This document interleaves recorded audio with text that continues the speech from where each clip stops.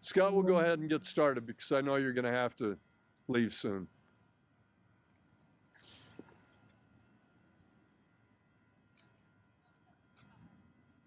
All right, let me get through this and then I'll turn it over. So thank you all for being here, and no thanks to the media, because this is a story that needs to be told about gross dishonesty, the continuing performative press conferences by our mayor, one of them less than a week ago. And when we're here to get out the truth, not one representative of our media shows up. But thank you all for being here, and thank you, some of you at very short notice, for showing up to tell your stories. Our current mayor has engaged in many performative press conferences relating to our homelessness crisis over the years. I use the word performative because she tries to leave the impression that she's actually doing something meaningful, but her words have been empty, her promises have been broken, and nothing has really changed. After 4 years, we have more homeless encampments throughout our city, including in our parks and many of our neighborhoods. Crime is rampant, including open-air drug markets and conspicuous use of dangerous drugs.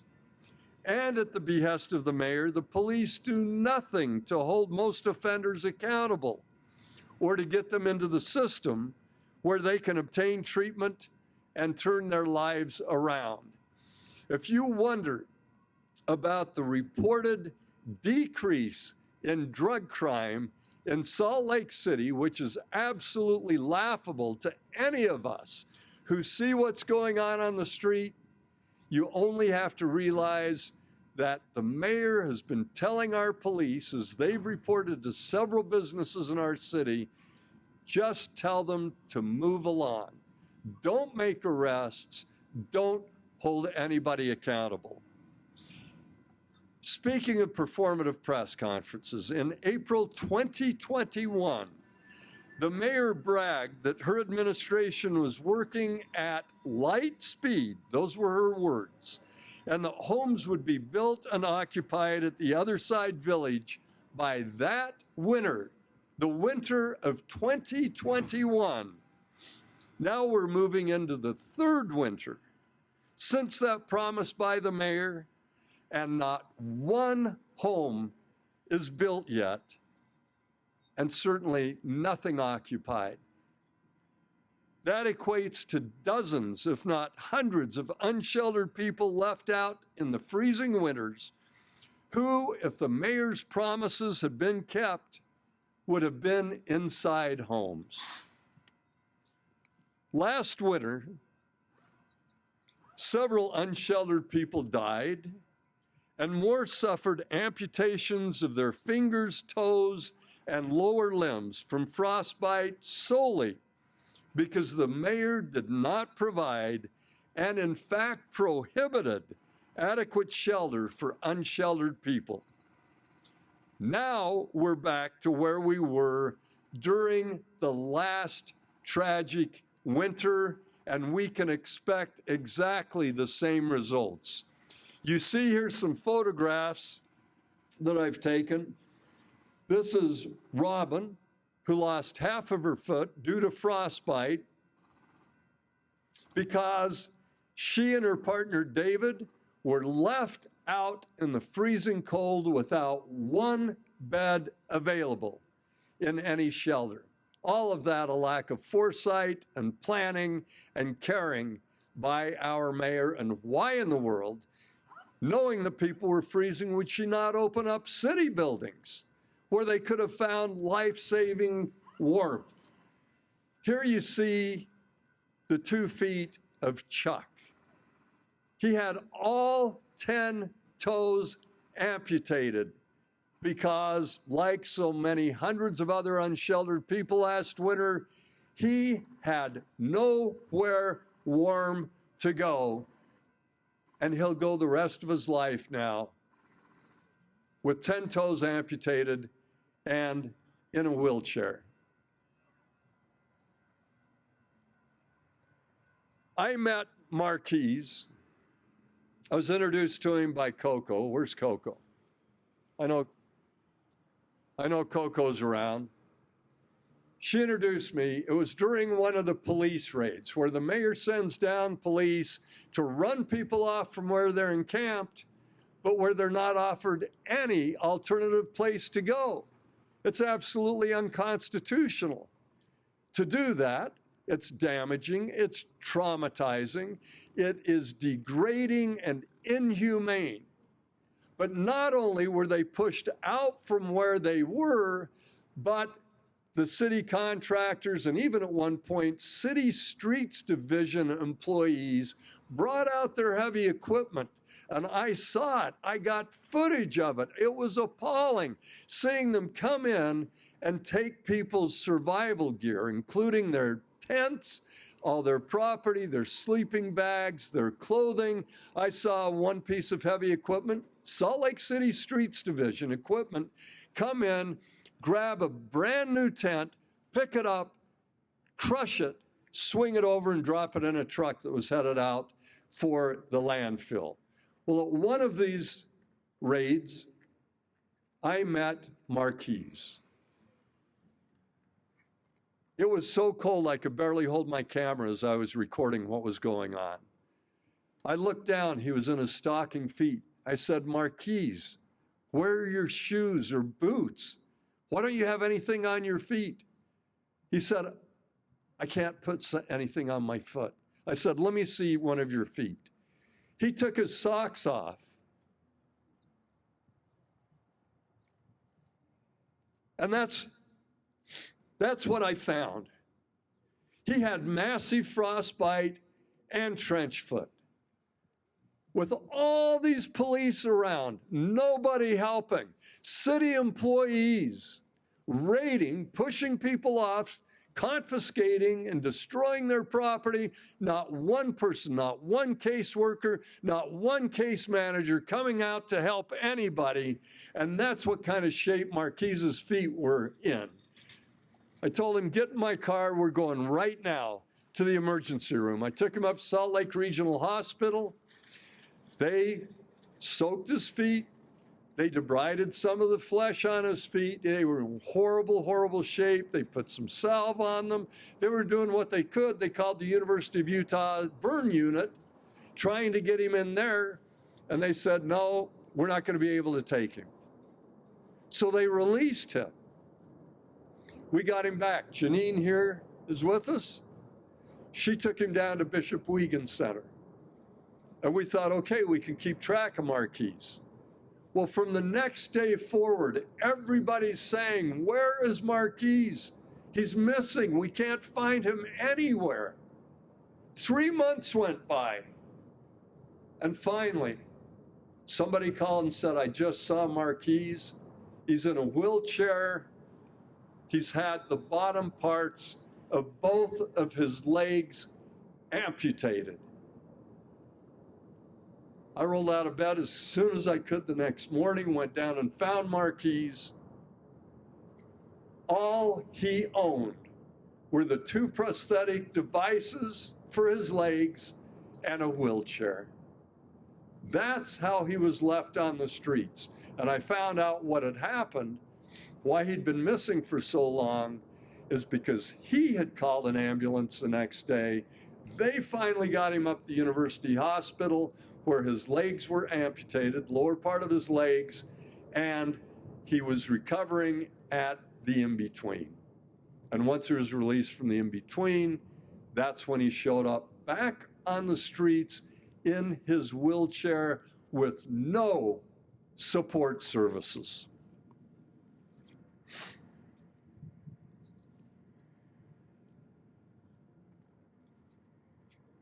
So, last winter, well, all these people were suffering enormously.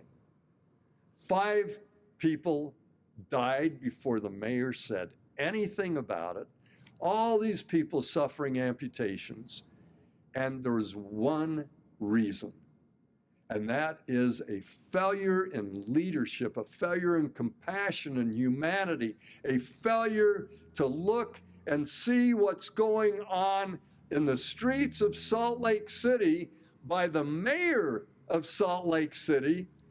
It's her city. She's got the responsibility, which she keeps trying to dodge and saying, oh, it's a federal problem or a state problem, or she does everything she can to dodge her responsibility when she could have arranged for everybody that was out on the street to come in and find life-saving shelter.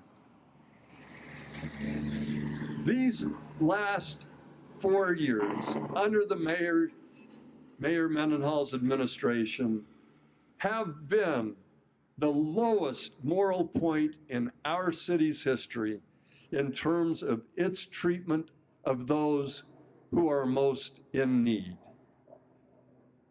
Over a year ago, the mayor announced the city would invest $2 million in each of 3 housing programs for unsheltered people. Do you remember that? It seems like so many people have amnesia. She rolls out these big announcements, has her press conferences, and then when nothing happens, it's all silent. She never announces, oh, by the way, what I told you was going to happen didn't happen. Well, there was one housing project, The Point. They came through as they promised to do. But the mayor promised there were 300 other units. The 197 units at the old Roadway Inn Hotel on North Temple and Redwood Road, that would have housed 400 unsheltered people. And she promised there'd be another 100 units in a medically vulnerable population project in a location that she wouldn't disclose. And she told us over a year ago that the city was putting up these millions of dollars so that these unsheltered people, that would have been at least 500 unsheltered people, would have housing by last April, 7 months ago. That's what she told us. And none of it happened. And did she come to the public and say, oh, by the way, it's not happening, and by the way, it doesn't look like a lot of it's going to happen? No, it just drifted on. She didn't go find somebody else, maybe a developer that knows what they're doing, that will live up to their promises. And so the result is today, 7 months after the date she said there would be 500 people housed from the unsheltered community. And she said it would be April because she said that's when the Mill Creek winter overflow shelter would be closed. So it's supposed to be this flawless transition from the closure of the Mill Creek winter overflow shelter to these 2 projects that she had promised us, the old Roadway Inn and the medically vulnerable project.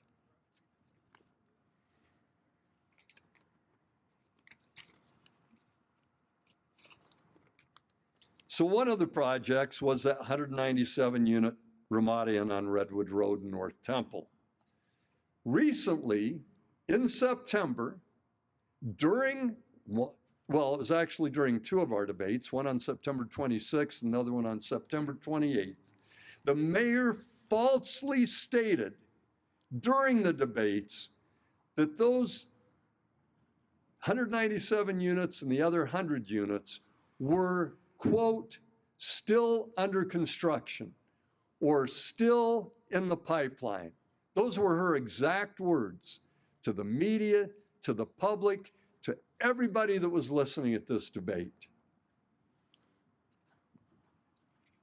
But there had been no construction at the old Redwood Road project for months, and the deal by that time, unbeknownst to most of this community and apparently to the media, was dead in the water. It was never going to happen. It wasn't until I notified the news media that I was going to hold a press conference at the site that the public was alerted that the housing promised by the mayor for 400 unsheltered people at the old Ramada Inn was never going to move forward. In fact, it looks like the Miller Group swooped in and bought that project out from underneath Keith Warburton, who had promised to provide that housing by last April. Now we're headed into another cold winter, and those 400 people who are supposed to have housing at the old Ramada Inn are still on our streets. So last winter, after 5 people had died in the freezing cold, the mayor finally issued a highly publicized emergency proclamation. Do you remember that press conference? A press conference that all the media showed up for, unlike none of them showing up here today.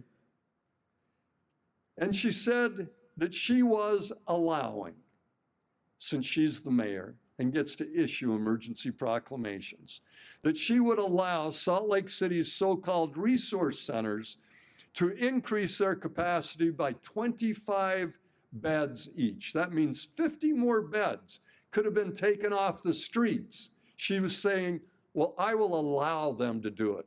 But she didn't provide any funding. She didn't assure that there was going to be enough staffing.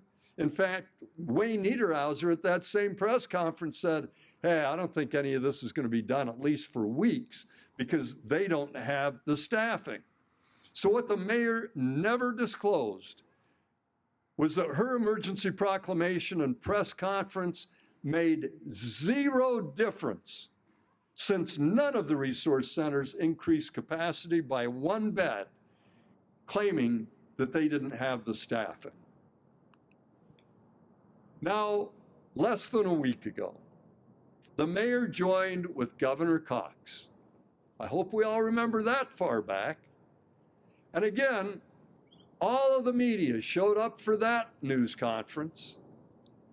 And it was, again, another performative press conference where the mayor said the city would give unsheltered people 5 minutes to get out of where they are encamped, or they would be ticketed or go to jail. This was 12 days before the election. She comes out with that statement of utter brutality and inhumanity. As mayor, I will eliminate homeless encampments, but unlike the current mayor, I recognize that the city must and absolutely should provide a reasonable alternative place for homeless people to go. That's not only a constitutional principle, it's common sense, and it's the only compassionate thing to do. I would provide a humane sanctioned campus remote from residential areas with showers, meals, property lockers, and case management to transition people out of homelessness.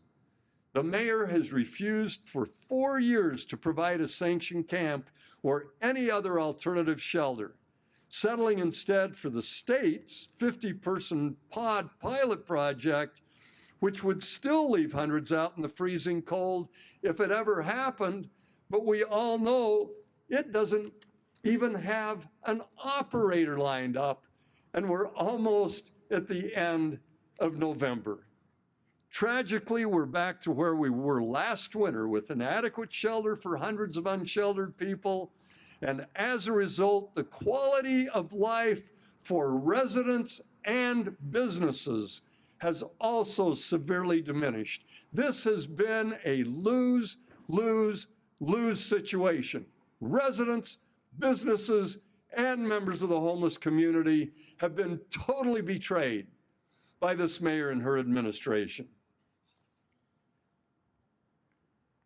So what's the situation now? The mayor said last week, yeah, we'll go round them up, we'll send people over to the homeless shelters, and we'll enforce as long as there are beds in the homeless shelters.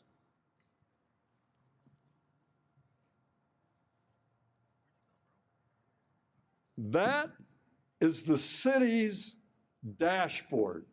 You can pull it up, just Google dashboard homelessness Salt Lake City.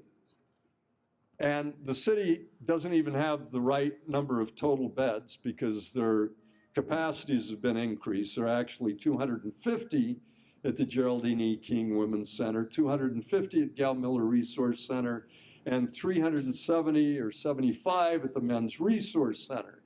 But regardless of that, I confirm, they tell you to call 801-990-9999, and I confirmed that even at those higher capacity levels, they were all at 100% capacity.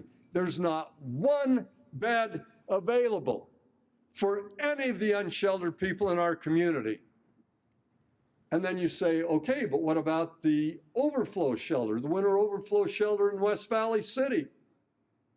Well, I confirmed at that same number that also with 170 person capacity is absolutely full. In other words, not one bed available for any of the members of our homeless community, because this mayor, as she did last tragic winter, has failed to plan. She wants to put the responsibility off of anybody else when it's lives in this community, people in this community who are suffering, and not only members of the homeless community, but businesses and residents alike. So the bottom line is that the situation now with 100% capacity at all the shelters, the lack of planning, the lack of any backup for shelter for those who are stuck out on our streets during another cold winter, guarantees a continuation of homeless encampments throughout our city. I wonder if Governor Cox knew that that was going to be the case within less than a week of him standing next to our mayor as she was making these false, empty promises at her last press conference. It guarantees more abject misery for all who are left out in the cold, and it guarantees a further deterioration in the quality of life, not only for our unsheltered community, but for residents and businesses. We've already lost several great longtime businesses downtown and are now likely going to lose more. Once again, our city is wholly unprepared for the needs of the unsheltered community. This happens virtually every winter with the mayor and her staff scurrying around trying to put something together, but it's always inadequate. The results have been the same every year of the Mendenhall administration. More broken promises, more misery for hundreds of unsheltered people who have no alternative places to go to get out of the cold, and an increasingly degraded quality of life for many residents and businesses. Is Scott still here? I know I went longer than he had to go. Oh, I'm so sorry. Well, let me tell you about Scott Evans. He is an amazing local business person. I frequented his antique store. It's European Treasures Antiques on 6th South and 5th West. Last time I visited him, he showed me what they have to clean up every day, the needles, the feces, the urine, telling me about the assaults that have taken place. That he had his son working with him for years. He wanted to leave his business to his son, and his son finally quit because he couldn't put up with it anymore. So I went over yesterday to talk to Scott about this press conference yesterday. That banner is what I found. Antique liquidation cell with a phone number. And I walked around the corner to the front door, and a piece of board with a sign painted on it, "We give up." This is a long-time, hardworking business person in our community that has added so much to our downtown, so much to our community life, an absolute gem of a business. And he's finally said, I can't get a response from the city. They won't do anything about this. This looks like it's never going to end. I give up. So I would ask Teresa Bowman from Mid-City Salon. I've known Teresa for a long time. She had Mid-City Salon on 3rd South between Main Street and West Temple, all plate glass windows looking onto the street.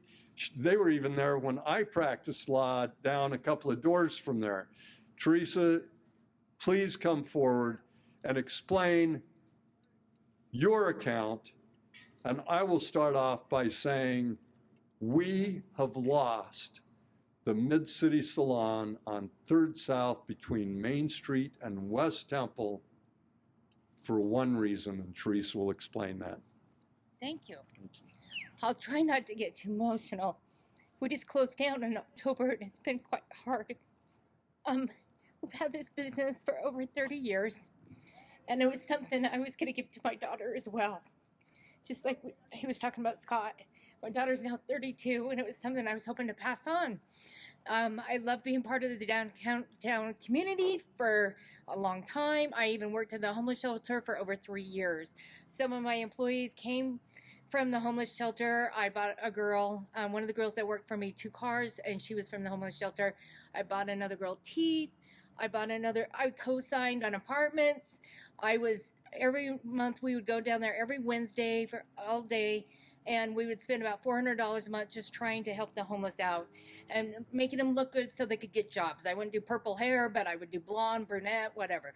But so after 30 years, we had to close down due to some challenging administration things going on in our city. We had a surge of homelessness that our staff, including my daughter, were sexually assaulted. We would have them come and stand in our open windows and just pull down their pants and masturbate at my girls. And I'm having girls quit. My daughter told me in January she would no longer work for me. She said, I can't do this, Mom, anymore. She had 2 different men masturbate at her. She's a beautiful girl, but it was just gross. And we would call the police, and the police wouldn't arrest him. They would just ask him to move along. And I'd ask, why don't you do something? And they said, well, some of them would say, I'm wearing a body cam, and if you have a problem, call your local mayor, which I did. And so I called the local mayor's office, and I asked for help. And she sent down one of her people to come talk to me.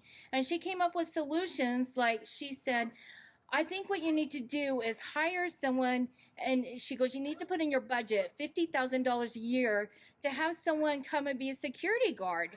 And I said, I'm a hairdresser. Hairdressers make like, lucky 40 to 50,000 a year. They're really lucky. And I said, we don't have that kind of extra money coming in after paying for parking and rent and everything else. And she goes, well, if you want to stay in business, this is what you need to do. And this is Eva Lopez. She's running for District 4. And so she asked me that's what I need to do to solve my situation. And then she said, and if you can't do that, you need to open up a coffee shop inside your business. And I said, why would I open up another business inside of a failing business? And she said, well, if you want to stay in business, this is what you need to do. And I said, I just want to feel safe. Girls are scared and I want to call the police, I want someone to come and help me. But we were robbed several times, and my insurance went from like, $67 a month for 20-something years to $1,000 a month because I had so many claims. And then another incident we had some homeless guy went into American Towers. It's a 30-story building, and he took the heavy metal chairs that are like, they could be 100 pounds. I don't know. They're heavy metal chairs. And he threw them off the 30-story building, 2 of them, and it hit my awning. And it was $7,000 to replace this awning. And I almost hit 2 of my girls. And I have pictures I've sent to Rocky into the news. We've been on Fox News, national news, 3 different times. And we've been on Fox News several times. But we've had all these dangerous conditions happen and incidents, and we just didn't get any help. And we tried reaching out, and sadly, due to all this, and our local representatives not even coming talking to us and helping. Oh, another thing, they wanted us to do a shuttle bus to make our clients feel safe from the hotels, because we have hotels calling. We had the Hyatt called and said, can you please send someone over to do hair? And I said, we're less than a block away. They said, we won't come. They said, can you have someone come to our place and do it? And I was like, this is crazy. So, oh, and hazardous waste. So we would have homeless come and poop out front of our door. And then I would call the city or take pictures on the little app that we're supposed to take pictures, and they're supposed to come clean it up. And they would come sprinkle baking soda on it. So I would go out and clean human feces, needles, shanks. And then towards the last day, I was thinking, well, maybe I shouldn't close. Maybe I should just work this out. Some homeless girl came and she sat on my little table that my employees sat on to eat their lunch. This is September. And she pulls out her heroin and starts doing heroin in front of all my clients right by my door. And I go and ask her to move, and she won't move. And I know if I call the cops, they're not going to come anyways. But we just need somebody. I was here when Rocky was mayor. It was a lovely city. I felt safe. All my girls felt safe. I just want that to come back to our beautiful city. I live in Sugar House. It's a wonderful area. It's horrible too. And I just hope that he can be reelected so we can go back to where we were before, and he can let policemen be policemen. And I thank you very much for listening to me today.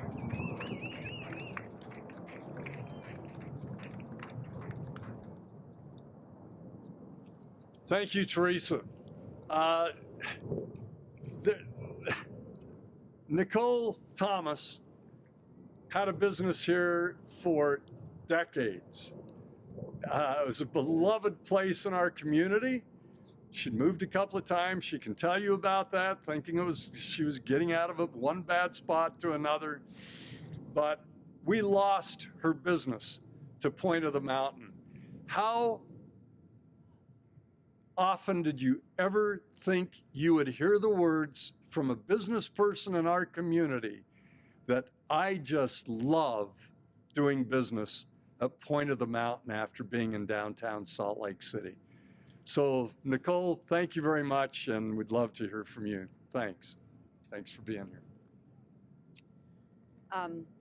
That's definitely something I never thought that I would say. I opened my business in 1999 in downtown Salt Lake, and I loved downtown.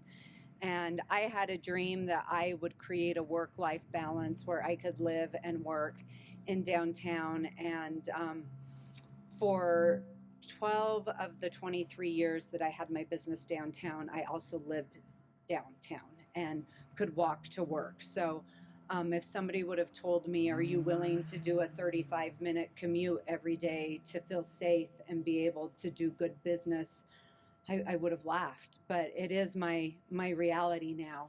When I lived downtown, part of the time I was down here, I was a single mom, and my daughter and I would go to the old road home and we would volunteer, and I felt like we had a really great relationship with the homeless shelter and the people in the community and our neighborhood. And it was a way that mattered to me, that I wanted to raise my daughter being able to see all different types of walks of life and to be able to have compassion. And after 23 years, I made the decision to leave downtown. We opened our doors in Bluffdale, Utah in May of 2022, and it's been a positive and wonderful experience. I have a firsthand relationship with the mayor. We go on walks sometimes together.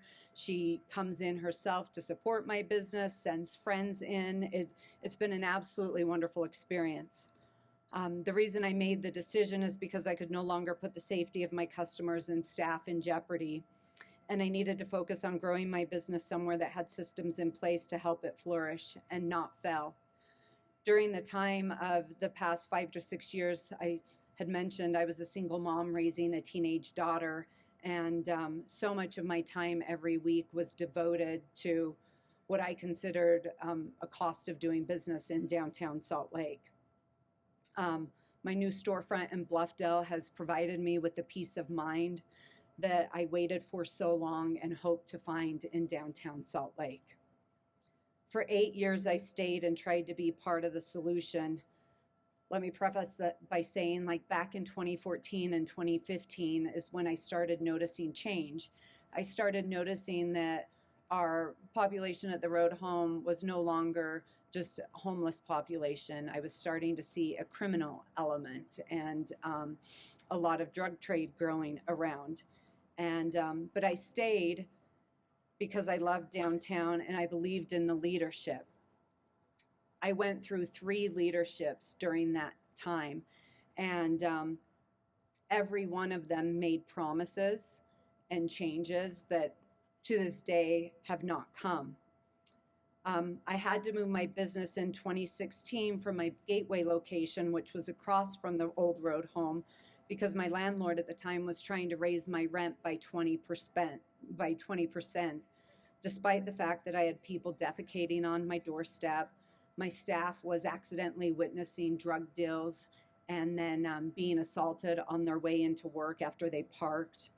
I had smash and grabs where they stole my receptionist's computer. And I even had 2 of my staff call me one morning and say, hey, we're trying to get into the employee entrance on 500 West, and there's a man passed out.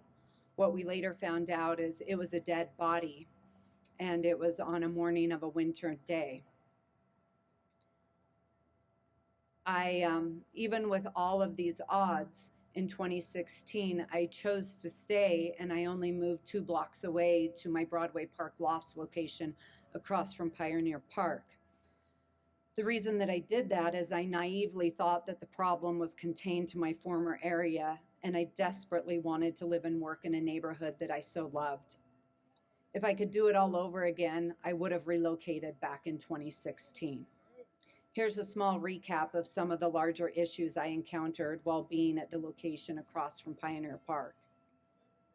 We dealt with Operation Rio Grande in 2017, which I actually was really grateful for, but it didn't go without its share of problems. In 2018, I had a man stand outside of my store yelling and intimidating customers while twirling a samurai sword. In 2019, on President's Day, a mom, son, and daughter came in high on meth. The son assaulted my assistant manager, who was 20 at the time, left her with bruised ribs and a concussion. That next 10 days, I turned 33% of my staff. I worked up to 6 weeks straight without a day off, hired armed security guards for $500 a day until I could get security cameras installed in my stores so my customers and staff felt some semblance of safety. To this day, the son that assaulted my assistant manager was never prosecuted, and I learned this past year he was an accomplice in the death of a man at Palmer Court. A few weeks after that, we had a man come into our store several days in a row stalking and harassing one of our young receptionists. When we filed a report, we learned that he was arrested the previous week for assaulting and beating up his dad. Keep in mind that the people walking by yelling and pounding on the windows because they were on mind-altering substances, along with passed out bodies on the street or alley and human feces, were something we experienced weekly to monthly for years, in addition to everything I mentioned above. In 2021, I started to see the writing on the wall, and I knew the changes that had been promised by Mayor Mendenhall and Chief Brown, who was an administration that I did believe in and hoped would bring change. I realized they were not going to happen. On February 22nd of 2021, almost 2 years to the date of the assault at my store, a man who was being chased by police officers for inappropriately groping a woman inside the elevator at the Homewood Suites followed my customers into the store and proceeded to harass my customers and take his clothes off. He reached his arm back as if he was going to punch my general manager at the time in view of everyone present. On a side note, my general manager just happened to be trained in de-escalation tactics, and by the time he reached back to punch him, he had him in a full body hug and was helping him out the store when the police showed up. If he hadn't have been trained in that and had the bravery and courage to handle it the way that he did, I'm not sure what would have happened. I woke up that next morning and decided that the definition of insanity was doing the same thing over and expecting a different result. I made the decision to move that day. Between June of 21 and August of 2022, there were 3 stabbings at Pioneer Park and 1 involved a police shooting. Homelessness is a complex and difficult issue to address.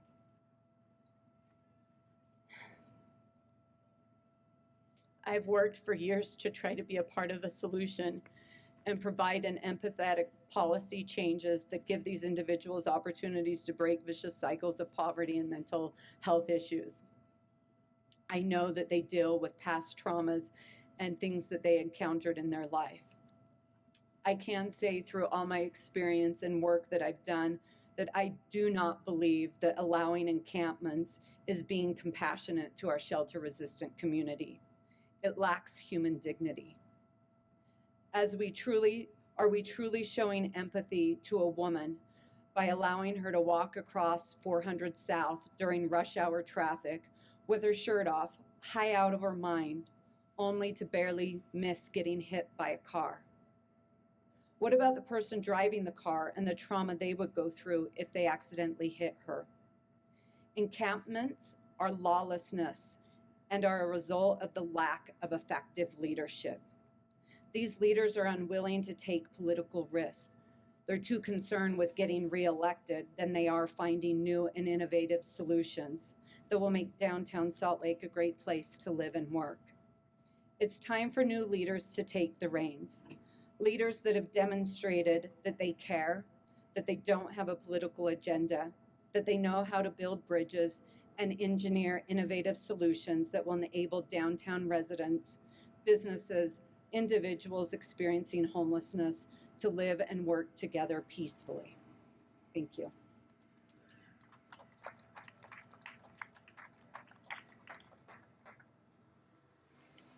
Well, thank you for sharing your stories, your accounts, which I think are absolutely tragic and is a huge loss to you, but it was a huge loss to our city to see these businesses leaving.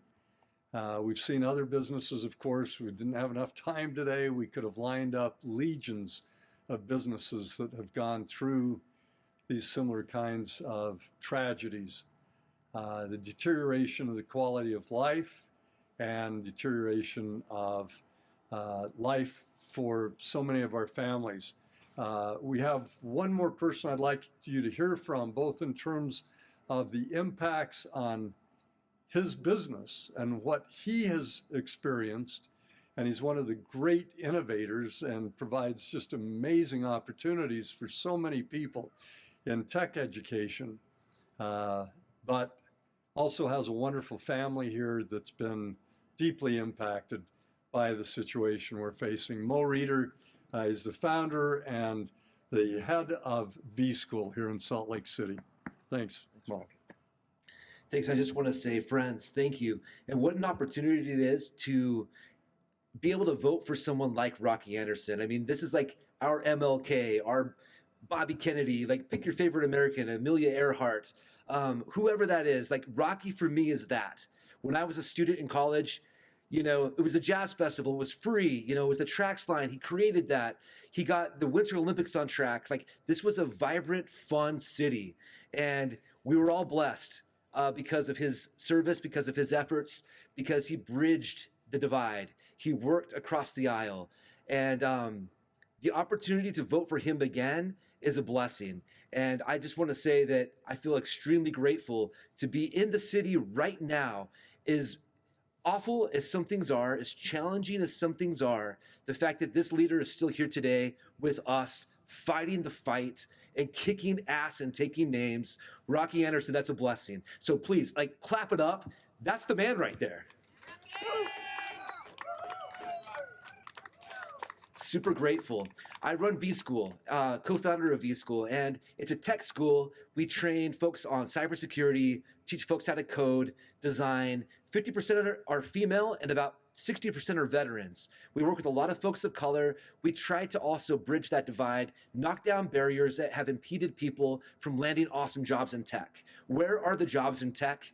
Here, not in our city. They're all down south. We hear all these Bluffdale stories, Lehigh stories, all of that abundance, All of those great jobs are not in Salt Lake City. We've got some awesome buildings. You look around, these are legacy buildings, the Ken Garfs, the Mavericks. These are awesome companies started by good humans, but these are not the innovative tech companies that our mayor claims to bring to our city. Again, promises, a lot of try-hards, maybe not trying at all.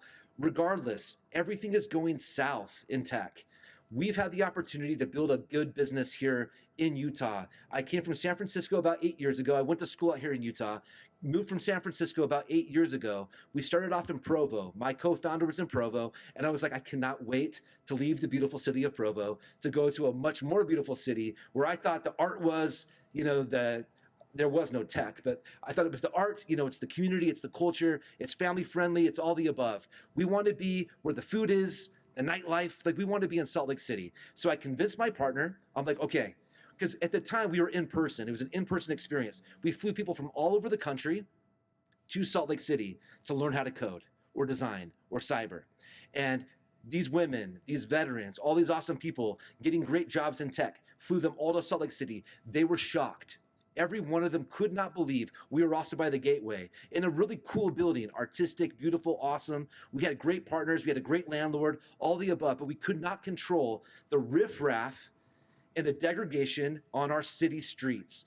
We had students coming from massive cities, Detroit, Cleveland, whatever. They're like, wow, Salt Lake City is rough.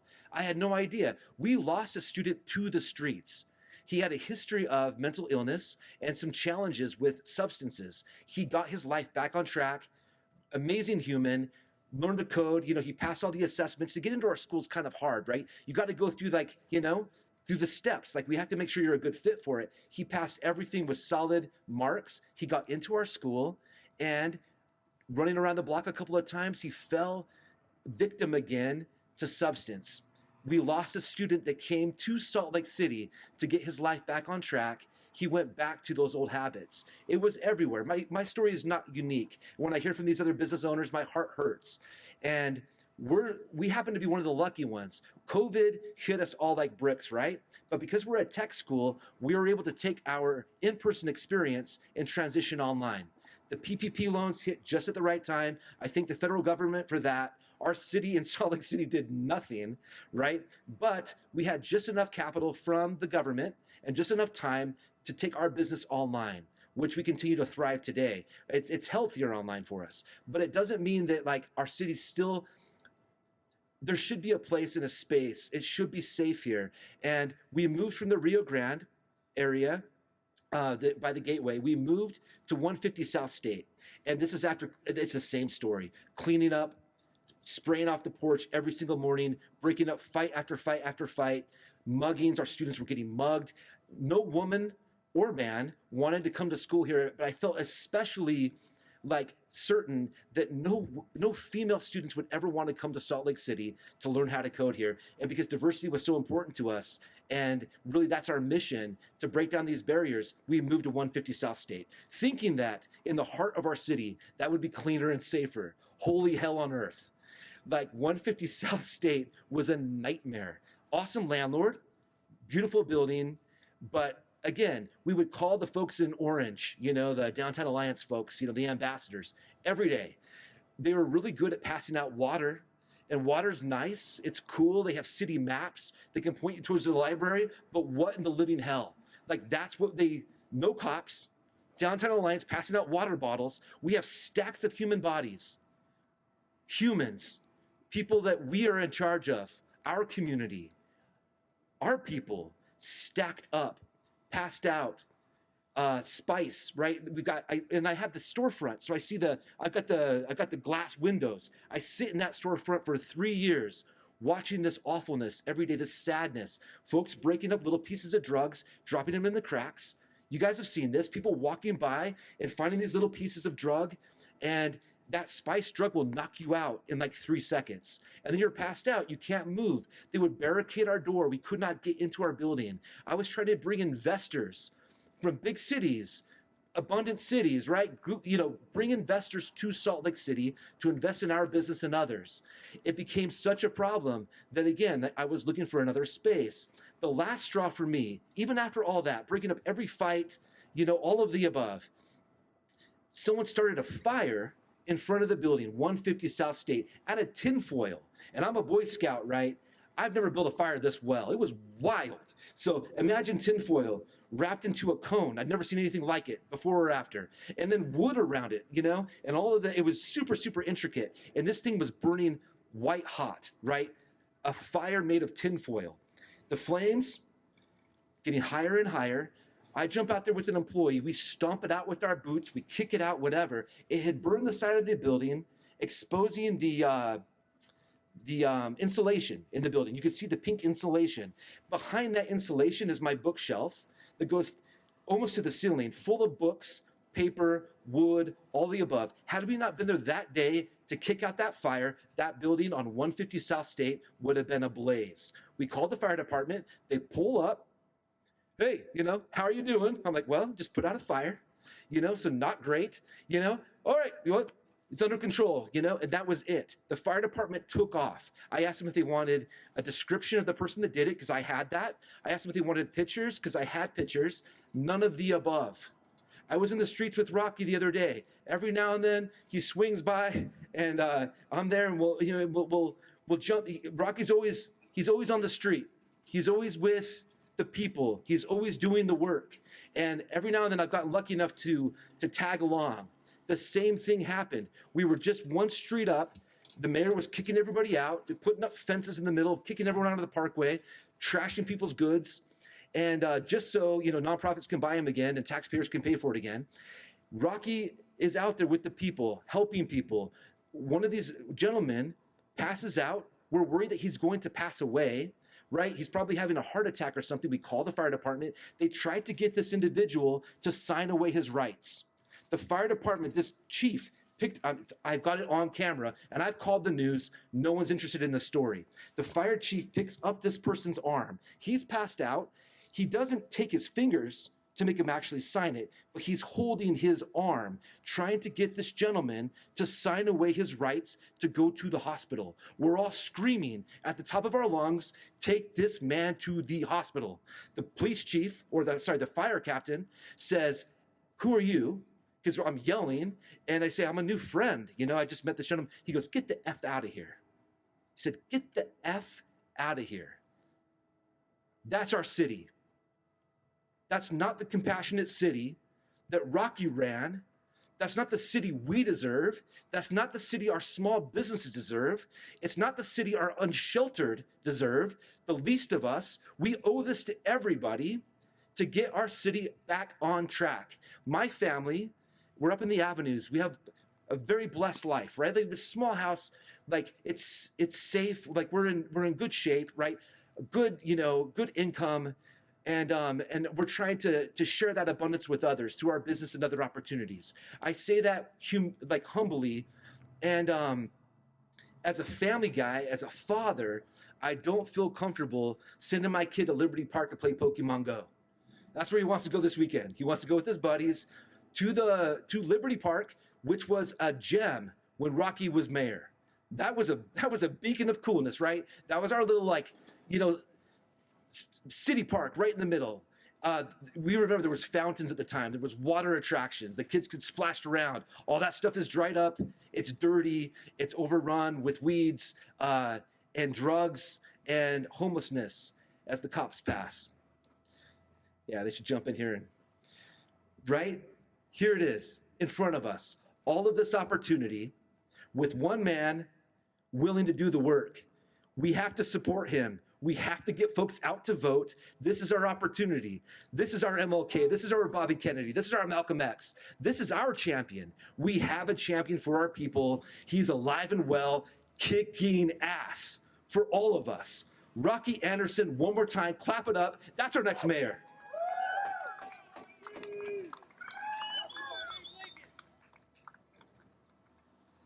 Wow, thank you, Mo. Again, you'll all know, no media here today. 12 days before the election, they all show up for the mayor's last performative news conference where she talks about how she's going to basically crush people who are in encampments, give them 5 minutes to get out. But only if there aren't any beds at the shelters when we know now there are no beds at the shelters. That was a performance for the public, for those who are demanding that she finally do something. And she's headed in absolutely the wrong direction because it's still an inhumane, uncompassionate, cruel approach. And we're no better off now than we were during the last tragic winter when we saw people dying on the streets and suffering so many amputations. So the mayor's campaign theme is forward together. I haven't seen anything forward in this last 4 years. Has anybody here seen anything forward? We have been moving backward at, as she uses the term, light speed. We have lost so much. The condition of our streets, the condition of our parks, our treatment of those who are most in need, and the respect and treatment of our businesses and our residents. It's been a lose-lose situation across the board. So we all need to stand up together. This isn't about any one candidate. This isn't my personal ambition to do this, but I have a passion, just like all of you, to turn this around. And first of all, we've got to do what we can to raise the awareness of the people in the city, which the media has done a really poor job of, to let folks know what has been happening. So we will take the video of this event today, what people have said, hope we get some close-ups of these images, and we will spread that as far and broadly as we can. When you get it, please send it out to all of your friends. Let's make democracy work in real ways by giving people a choice out of this absolute travesty. Under the Mayor Mendenhall administration, let's turn this city around and make it the city that we all, that everyone here deserves. Thank you very much.